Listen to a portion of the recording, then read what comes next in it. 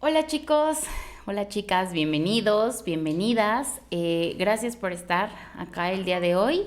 Es una sesión un poco distinta. Agradezco quienes están viendo este material.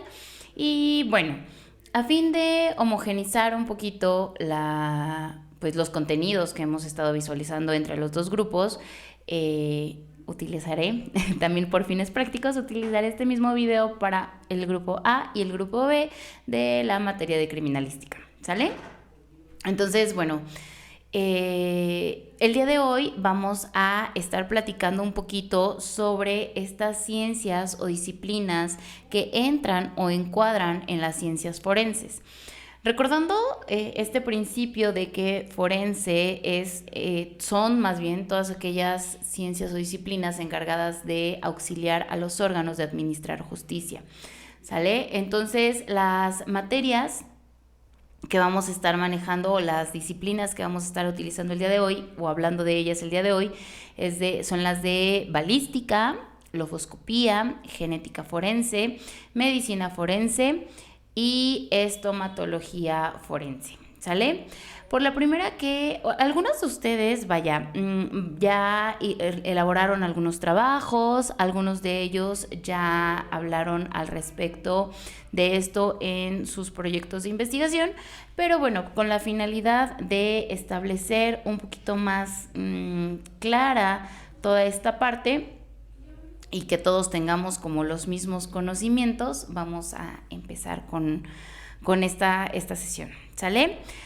Muy bien, bueno, con la primera materia o con la primera disciplina que vamos a utilizar o que vamos a hablar más bien es la de estomatología forense. Primer punto importante que tenemos que abordar es que no es lo mismo que entomología forense. ¿De acuerdo? La entomología forense nos va a hablar sobre todos aquellos bichitos que salen en los cuerpos después de un proceso de descomposición o a través de un proceso de descomposición, en el cual nos va a poder abordar un tiempo estimado de muerte y demás efectos, ¿sale? La estomatología forense es también conocida como odontología forense. En algunos casos, no siempre, porque algunos autores hacen la diferencia entre odontología forense y estomatología forense, hablando que la odontología forense únicamente son las piezas dentales, ¿de acuerdo?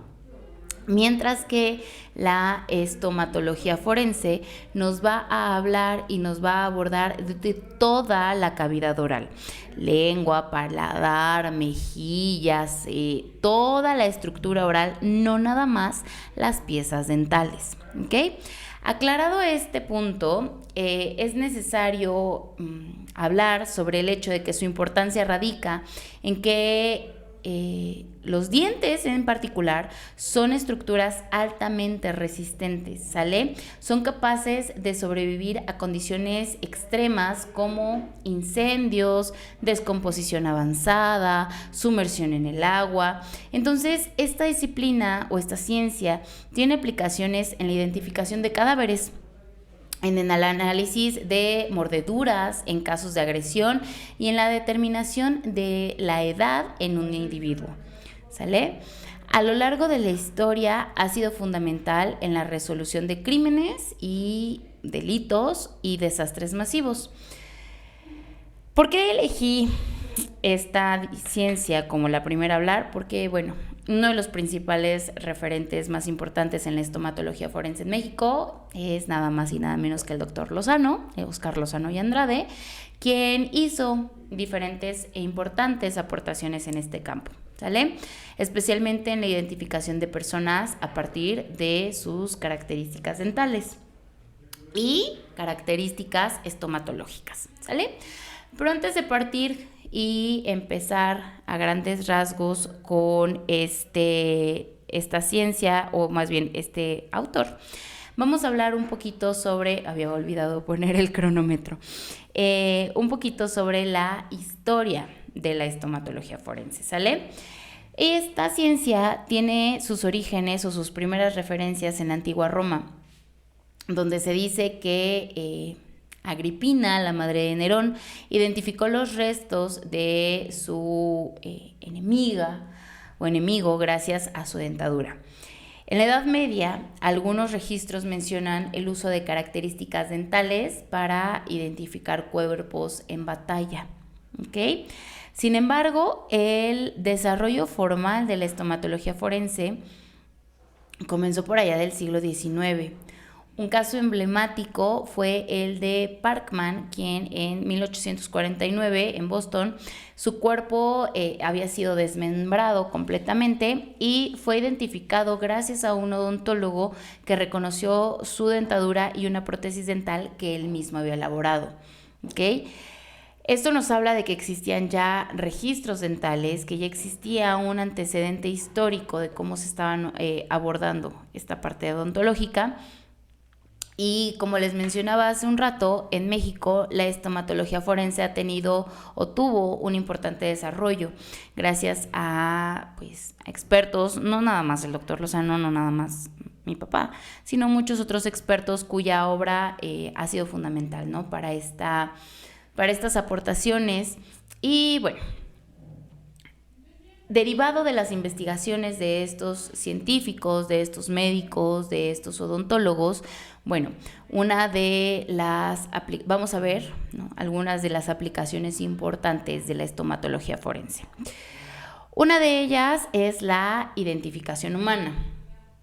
La identificación humana nos habla o se va a llevar a cabo a través de la dentadura de una persona. Y la dentadura, así como los pulpejos dactilares y así como muchas otras características individuales, son eso, características individuales, únicas e irrepetibles. Entonces, esta dentadura, la dentadura de una persona es única y puede ser utilizada para su identificación, como lo mencionábamos, no nada más en cadáveres, sino en aspectos como en mordeduras humanas. Y no humanas. Podemos diferenciar si una mordedura es humana de un animal a través de estas características particulares, ¿sale? En estos casos de identificación póstuma o en mordeduras, los odontólogos forenses comparan un elemento dubitado con uno indubitado. Los registros, es decir, el elemento a comparar será la mordedura. ¿Con qué? Pues con los registros dentales de una persona desaparecida o con el probable responsable o con alguna víctima, para determinar con factores como la forma de los dientes, caries, restauraciones dentales y prótesis, si estas características pertenecen a la persona que estoy buscando o no, ¿sale? En desastres y aquí entra esta parte de identificación, no nada más, repito, odontológico, sino estomatológico, hablando ya más particularmente en estructuras, por ejemplo, como el paladar. Recordemos que el paladar tiene una estructura única e irrepetible como el de los pulpejos dactilares, ¿sale? Entonces, en desastres masivos como incendios, accidentes aéreos o terremotos, la estomatología forense es crucial, ya que los dientes y estas restauraciones dentales pueden soportar temperaturas extremas. Entonces, muchas veces, aquí un punto importante a desarrollar es que la estomatología forense no nos va a ayudar en todos los casos de identificación, para empezar. ¿Por qué? Pues porque necesitamos tener un registro previo con que compararles, ¿sale? Lo que sí nos puede ayudar a identificar, por ejemplo, es el género de la el sexo de la persona, nos puede ayudar a identificar un aproximado de la edad, el nivel socioeconómico. ¿Para qué? Para poder tener una línea de investigación y un orden de investigación un poco más concreto, ¿sale? Ahora bien, vamos a pasar a... creo que voy muy rápido, ¿verdad? Ok, vamos ahora a pasar a el análisis de las mordeduras. Ya no nada más a la estructura oral, sino ya particularmente a este indicio que puede llegar a ser una mordedura. El análisis de las mordeduras como se les ha mencionado, es clave en casos de agresión física, abuso sexual, y es que se pueden encontrar marcas de mordidas en la piel de las víctimas, en alimentos, en otros objetos, y es aquí donde el perito odontólogo va a comparar la forma, la alineación y patrones de los dientes del probable responsable con la marca dejada en la víctima. Y para ello se van a utilizar diferentes técnicas, como por ejemplo la fotografía forense con iluminación especial. Acá muchas veces se utilizan los negativos para poder sacar los patrones de mordedura. Se podrán utilizar modelos de yeso en la dentadura del sospechoso para así poder tener ya un molde definido y no estarle sacando impresión tras impresión, ¿no? Y otra de ellas es la superposición digital de imágenes, ¿no? Es decir, el sujeto, el sospechoso crea una mordedura y con base en se superpone la imagen con la mordedura en la piel de la víctima y se puede determinar si efectivamente fue esta boca la que mordió o no. Uno de los más famosos casos es de un asesino serial, Ted Bundy, creo que todos lo manejamos. Y acá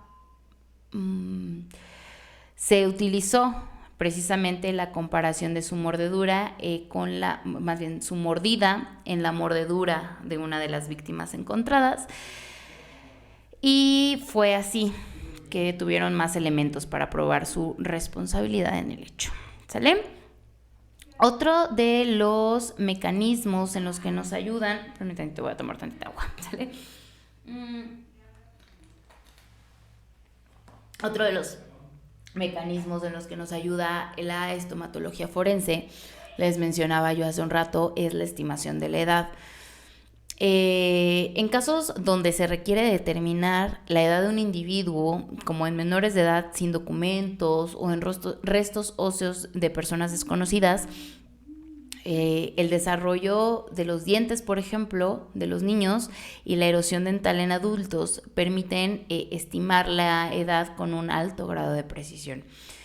Uno de los ejemplos es el crecimiento dental, es la calidad del diente. En bocas adultas, por ejemplo, podemos hablar sobre la erosión de terceros molares, o podemos hablar también en el desarrollo de los caninos. Por ejemplo, los niños menores de 7 años, bueno, pues la calidad del diente y el desarrollo de los caninos es completa y totalmente distinta a la de un adulto, ¿no? Entonces, bueno, en estudios forenses, técnicas como el análisis del desgaste dentario, el examen de la pulpa dental mediante radiografías y el conteo de capas de cemento dental han sido utilizadas para estimar edades, ¿sale? ¿Cómo hacen esto? Bueno, pues hacen un análisis profundo en dientes vivos como en dientes muertos y es gracias a esto que podemos determinar la edad. ¿Ok? Otra de las formas en las que podemos determinar o auxiliarnos de la estomatología forense es principalmente para determinar el género, y ya ni por qué es 8 de marzo, el sexo de las personas. La estructura ósea de las mujeres suele ser un tanto más afilada que la de los hombres. Aquí se vincula esta parte estomatológica con antropológicamente hablando, ¿sale? El maxilar, por ejemplo, bueno, en mí sí es un poco más notorio. El maxilar es más afilado, es la palabra, y en los hombres suele estar un poquito más marcado el maxilar hacia afuera, ¿ok? Y eso es parte estomatológica, ¿sale? ¿Por qué? Pues porque ahí es donde se incrusta la cavidad dental y nos puede hablar de muchísimas referencias, repito, del sexo de una persona, así como también del nivel socioeconómico de una persona, ¿sale? ¿Cómo así? Bueno, pues podemos encontrar dientes con desnutrición, podemos tener dientes con desgaste, o incluso nos puede hablar sobre la entidad federativa en la que viven las personas. Es bien sabido que en Querétaro, el agua es muchísimo más sarrosa que en el resto de la República, entonces, o que en otros lugares de la República. Entonces, podremos encontrar mayor desgaste o mayores indicios de sarro en dientes de aquí del estado que en Guadalajara, por ejemplo. ¿Sale? Muy bien. Para ir abarcando un poquito más, y la verdad es que sí es necesario hablar de ello, porque bueno, es mi materia, ¿no? Y siempre le he dicho que me siento profundamente orgullosa de esto. Algunas aportaciones de el doctor Lozano en México son las siguientes. Uno de ellos es el desarrollo de técnicas para la comparación de registros dentales, ¿sale? Otro de ellos es la aplicación de análisis de mordeduras en casos de agresión. Inclusive varios, si ustedes tienen la oportunidad, comercial aparte, hay un libro de estomatología forense del doctor Lozano, y ahí nos explica cómo es que se deben de analizar las mordeduras en caso de agresión, porque no es lo mismo una mordedura estática como lo pueden llegar. Hace unos días una de mis niñas mordió a un compañero nomás porque sí, y lo mordió y soltó la mordida. No es lo mismo la marca que deja esa mordedura estática a cuando se da un proceso de arrancamiento, ¿sale? Entonces, esta aplicación de análisis en mordeduras en casos de agresión es una de las aportaciones del doctor Lozano. Y otra de las aportaciones es el estudio de la resistencia de los dientes a diferentes condiciones ambientales. No va a ser lo mismo cómo sobrevivan, ¿no?, los dientes en un desierto, por ejemplo, que a una persona que fue correctamente enterrada, ¿de acuerdo? Entonces, este estudio de resistencia también fue elaborado por parte del doctor Lozano, y la verdad es que gracias al trabajo que él realizó, se resolvieron numerosos casos en donde la identificación oral fue clave para la impartición de justicia. No voy a cacarear más al respecto. Si les interesa o si por ahí tienen alguna aportación que se haya dado por parte de él en alguno de los casos, bueno, será perfectamente bien recibida. Ahora bien, vamos a hablar un poquito sobre la estomatología forense en la investigación criminal. Y es que la estomatología forense ha sido una herramienta, como bien se los he mencionado, una herramienta fundamental en la identificación de personas y en la resolución de delitos violentos. Su aplicación permite obtener evidencia sólida que permite y puede ser presentada en juicios y utilizada para esclarecer casos en los que otras técnicas de identificación no son viables. Como policías de investigación del delito, es importante que reconozcan la relevancia de esta ciencia y sepan cuándo solicitar la intervención de un odontólogo forense en sus identificaciones, porque como les mencionaba hace un momento, no es todos los casos cuando se puede utilizar este sistema de identificación, ¿sale?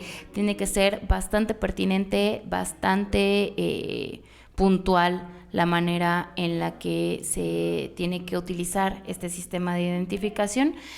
Y bueno, con esto podemos concluir que podemos concluir esta sección sobre estomatología forense.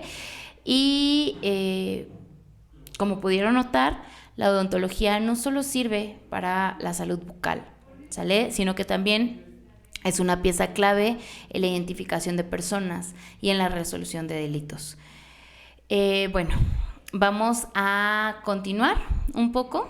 Vamos a cerrar esta parte estomatológica y vamos a abordar, si vengo bien con el tiempo, vamos a abordar la siguiente ciencia, ¿sale?, que es una de las más utilizadas tanto por ustedes como en procesos de identificación, que es la balística forense, ¿sale?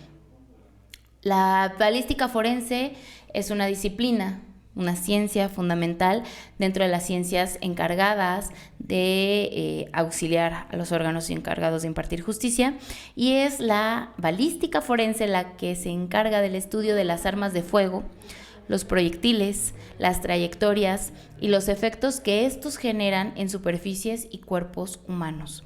Es decir,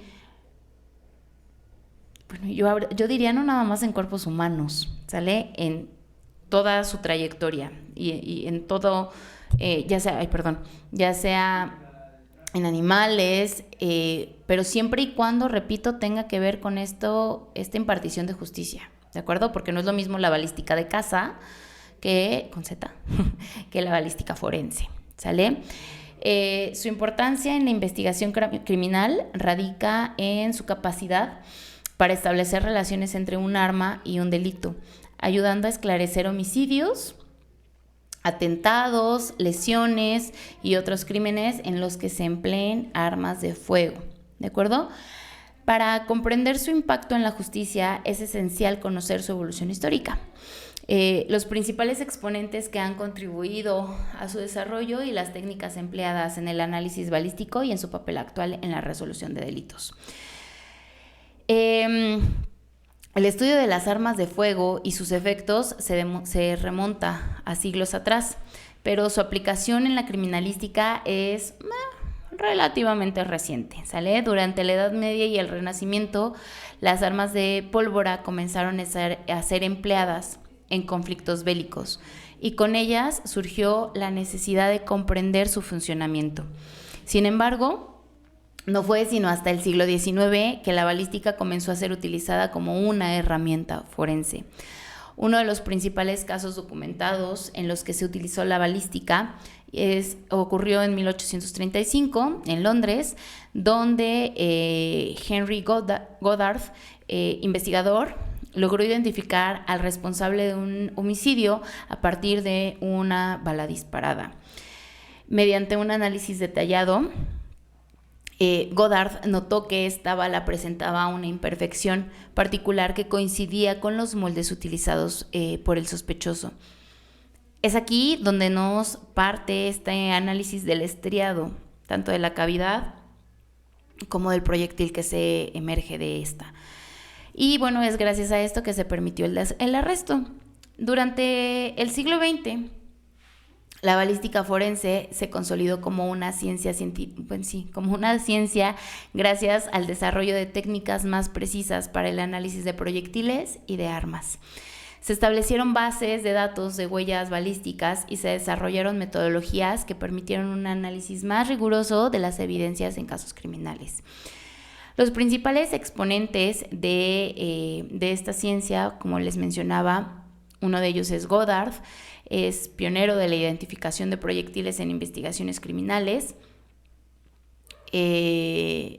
Otro de ellos es Víctor Balthasar, quien contribuyó al estudio de las marcas dejadas por el rayado de los cañones en las armas de proyectiles.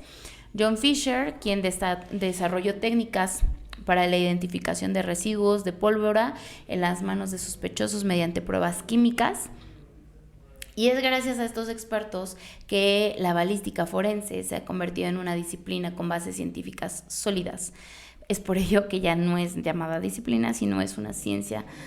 Todos la hemos utilizado y tiene aplicaciones cada vez más precisas en la resolución de estos hechos. Ustedes incluso tienen un score de cuántas veces han acertado en la identificación de cada uno de estos y han sido reconocidos a nivel, me parece que internacional, ¿sale? Hay diferentes técnicas de investigación en la balística forense y se divide en tres ramas principales. La primera de ellas es la balística interna, que estudia los fenómenos que ocurren dentro del arma, desde el momento en el que se acciona el disparador hasta el que el proyectil sale del cañón. Esta balística interna incluye el análisis del cartucho, ¿sale? El mecanismo del disparo y las precisiones generadas dentro del arma, ¿ok? La balística externa analiza el comportamiento del proyectil una vez que haya salido del arma. incluyendo su trayectoria, velocidad y posibles desviaciones. Y la tercera es la balística de efectos, la cual examina los impactos del proyectil en superficies, objetos o cuerpos humanos para determinar la distancia del disparo, la dirección y el daño ocasionado. Para llevar a cabo estos análisis, los expertos de balística forense utilizan diversas técnicas. Entre ellos, y actualmente se sigue utilizando, es el microscopio de comparación. Esta herramienta es una clave para analizar proyectiles y casquillos, permitiendo determinar si fueron disparados por el mismo objeto, por la misma arma. Aquí entra el ejemplo que les ponía, vinculando un poquito con lo de estomatología forense. Es el doctor Lozano quien trae a Querétaro en los años 80 el primer microscopio de comparación, y es aquí que creo que sí se los había mencionado, donde se toma una fotografía del lente donde se estaba haciendo esta comparación balística. Actualmente los microscopios de comparación ya tienen una tecnología impresionante. Ahorita voy a buscar si puedo subirles la foto para que ya la tengan ahí en visión. Pero actualmente los microscopios de comparación ya tienen una tecnología súper avanzada. Entonces, siguen siendo, o más bien sus orígenes radican ya de hace muchos años, pero siguen siendo súper importantes para la identificación balística y para el desarrollo forense, ¿sale? Otra de las técnicas que se utilizan para la investigación utilizando la balística es la prueba de residuos de pólvora. Ya no se utiliza, por ejemplo, la prueba del rodisonato de sodio.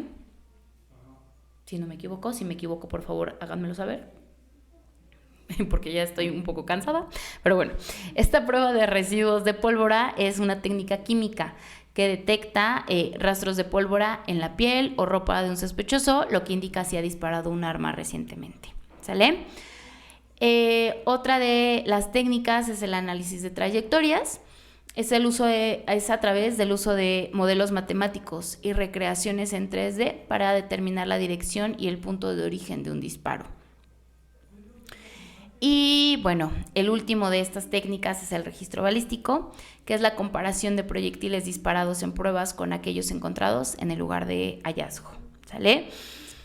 Estas técnicas no son todas, ¿sale? No son las únicas que existen, hay muchísimas más. Si les interesa toda esta cuestión balística, que yo creo que sí, porque, desde el hecho de que todos ustedes tienen un arma en la cintura, nos interesa. Entonces, la invitación es que profundicemos un poquito más al respecto.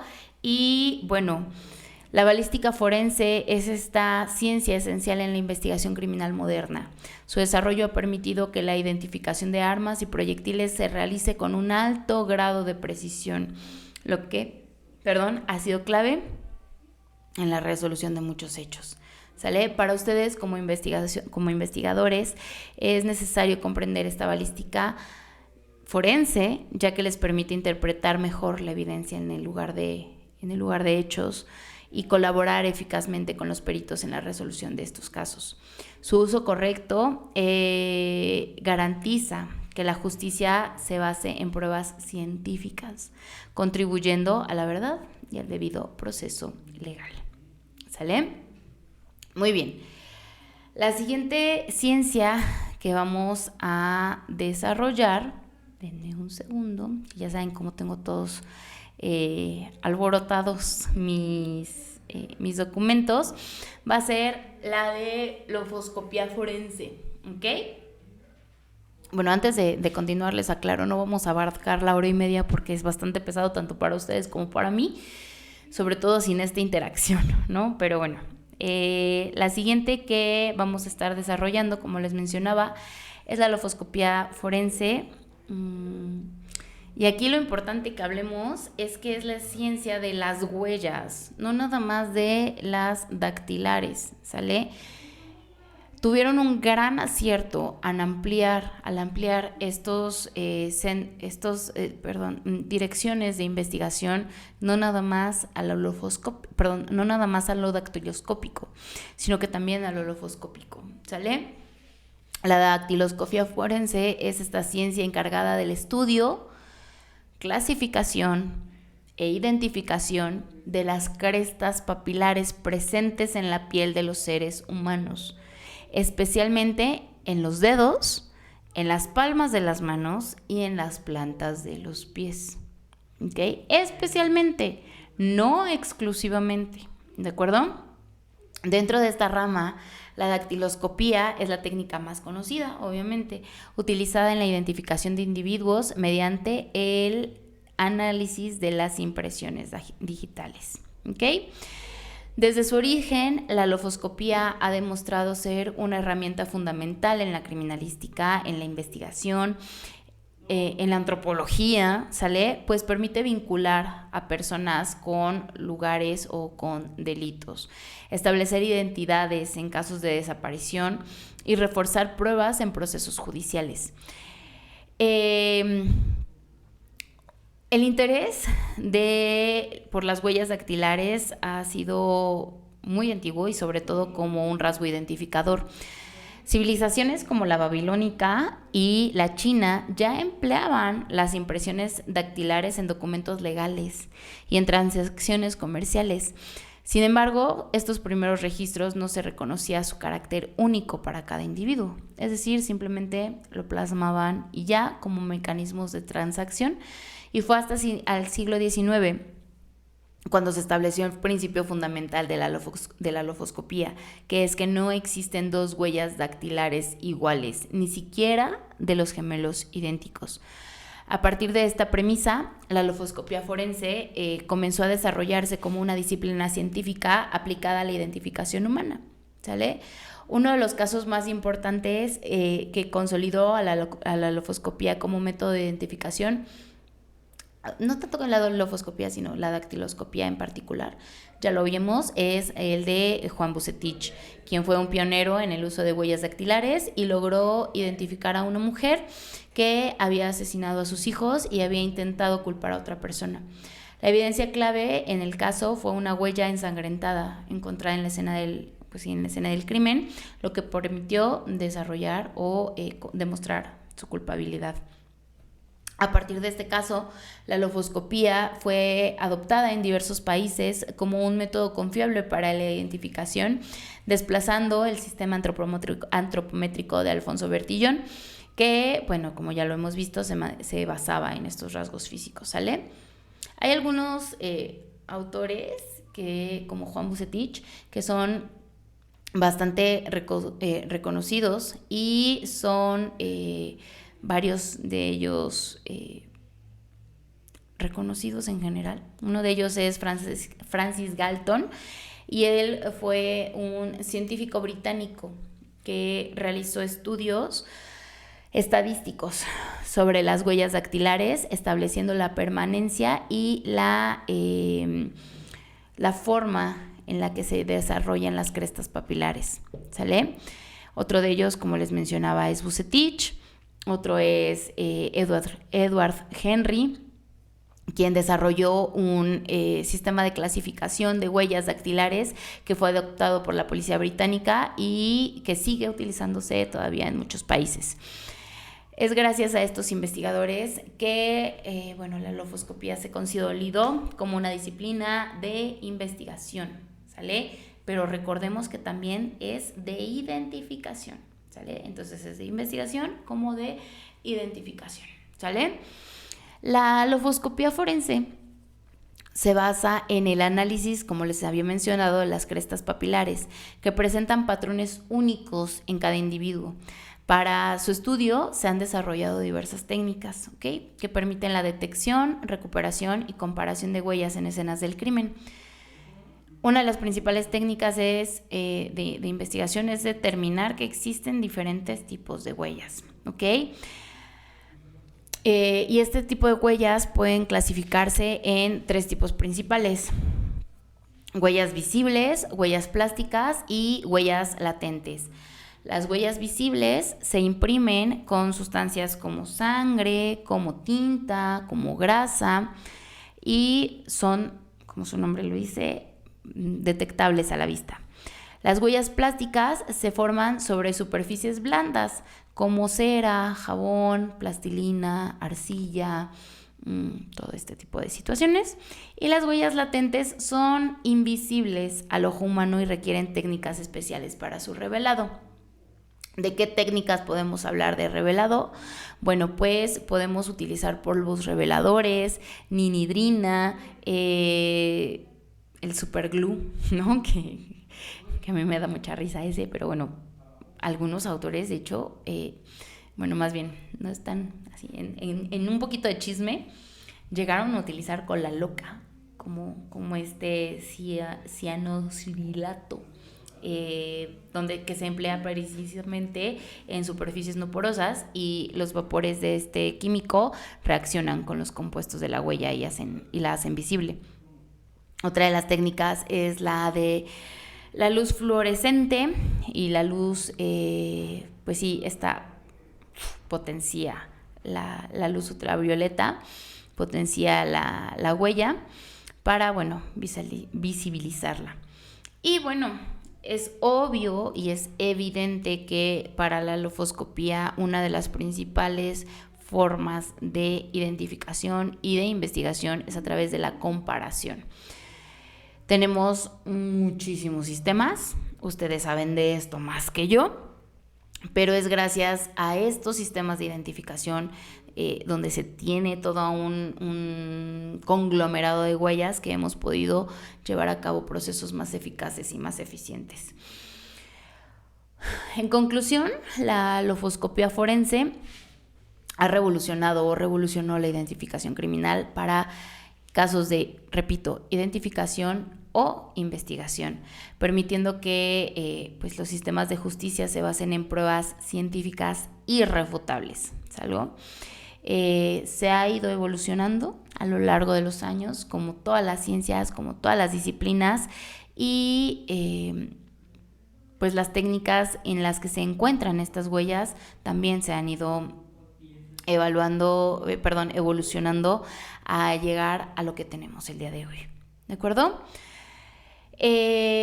Bueno, vamos a hablar, yo creo que ya de la última, porque la verdad es que ya me cansé, chicos, ya no tengo saliva. En un segundo.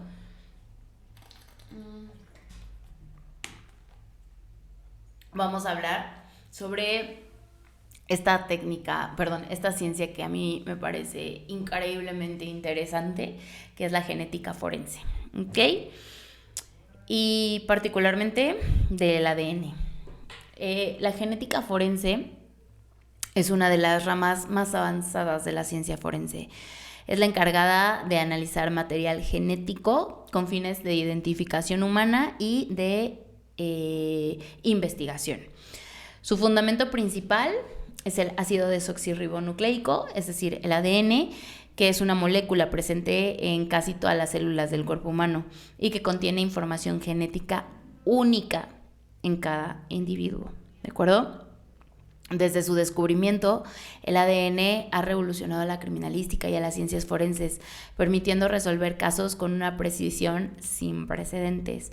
Gracias a esta ciencia es posible identificar a sospechosos, exonerar a inocentes, establecer parentescos, reconocer restos humanos en casos de desaparición e incluso de descomposición. Bueno, para empezar, vamos a partir desde el hecho de que el ADN fue descubierto en 1869 por un biólogo, quien identificó una sustancia que llamó nucleína en el núcleo de las células. Y no fue hasta muchos años después, casi 90 años después, cuando Watson y Crick, de hecho, dato curioso, por James Watson, este estudioso, es que Conan Doyle le llama Watson al asistente de Sherlock Holmes. Muy bien, de hecho este dato inútil que estaba muy profundo en mi ser,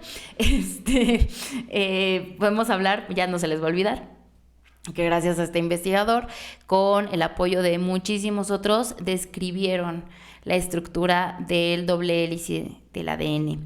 Y este hallazgo fue clave para entender cómo se almacena y se transmite la información genética. El uso del ADN en la investigación criminal comenzó en la década de 1980, ¿sale? cuando el genetista británico Alec Jeffreys descubrió que cada persona tiene un perfil genético único. ¿Sale? Esto responde por ahí a una de las preguntas que me hacían en clase la sesión pasada. Y no existen dos iguales, ni los gemelos. Tienen ciertas particularidades que las hacen, como los pulpejos dactilares, únicos e irrepetibles. En 1984 se desarrolló la técnica del ADN o huella genética, demostrando que era posible identificar a un individuo a través de este ADN. El primer caso en el que se utilizó la genética forense fue en 1986, cuando la policía británica solicitó la ayuda de Jeffreys, este autor, para resolver 2 casos de violación y asesinato en un lugar de por ahí, y se analizaron muestras de ADN de los sospechosos en la escena del crimen, lo que permitió identificar al verdadero responsable, quien fue Pete Colfer, y exonerar a un hombre inocente que había confesado bajo presión. Desde entonces, la genética forense se ha convertido en una herramienta esencial para la justicia, evolucionando con nuevas técnicas y bases de datos a nivel mundial. Los principales exponentes de esta ciencia ya se los mencioné, y bueno, vamos a hablar un poquito sobre estas técnicas de investigación en genética forense, porque la genética forense emplea diversas técnicas para analizar el ADN y compararlo con bases de datos o muestras de referencia. Algunas de las más utilizadas son la extracción y purificación del ADN. El primero de paso es un análisis forense. Más bien, el primer paso en un análisis forense es la extracción de este ADN de una muestra biológica, como sangre, saliva, semen, cabello o tejido óseo. Perdónenme. Una vez extraído, el ADN se purifica para eliminar contaminantes y obtener material genético de calidad. ¿Okay? Es decir, se separa y se analiza. ¿Sale? La segunda de ellas es la reacción en cadena de la polimerasa o PCR, que es una técnica que permite amplificar pequeñas cantidades de ADN para su análisis. Es especialmente útil en casos donde las muestras son escasas o degradadas. También tenemos el análisis de STR, el análisis de repeticiones cortas en tándem, o sea, STR por sus siglas en inglés, es la técnica estándar para la identificación forense. Consiste en examinar regiones del ADN que presentan secuencias repetidas y que varían entre individuos, y es por eso que no hay iguales. El cuarto de ellos es la secuenciación de ADN mitocondrial. El ADN mitocondrial se hereda exclusivamente de la madre y es útil para identificar restos humanos en casos donde el ADN nuclear está muy degradado. Se emplea en la identificación de cuerpos en desastres masivos, en restos antiguos o para la identificación de desaparecidos. ¿Sale? Y bueno, a nivel mundial existen bases de datos genéticos, ¿sale?, en donde podemos guiarnos para poder identificarles, y también puede ser utilizado obviamente en la identificación de un parentesco. ¿Sale? Entonces, bueno, en conclusión, la genética forense ha transformado la criminalística a proporcionar un método altamente preciso para la identificación de personas y la resolución de delitos. Desde el descubrimiento del ADN hasta la creación de bases de datos genéticas, esta ciencia ha permitido exonerar a inocentes, capturar criminales, y el trabajo de científicos ha permitido el desarrollo de técnicas avanzadas que hoy en día son esenciales para la justicia penal. ¿Sale? Un punto importante que necesitamos tomar aquí, y ya para empezar a cerrar esta situación, es la correcta implementación de estas técnicas de investigación, siempre ponderando los derechos humanos. ¿Sale? aquí lo importante es que siempre se resguarden estos derechos humanos para salvaguardar la integridad de víctimas y, aunque a veces no nos guste, de victimarios.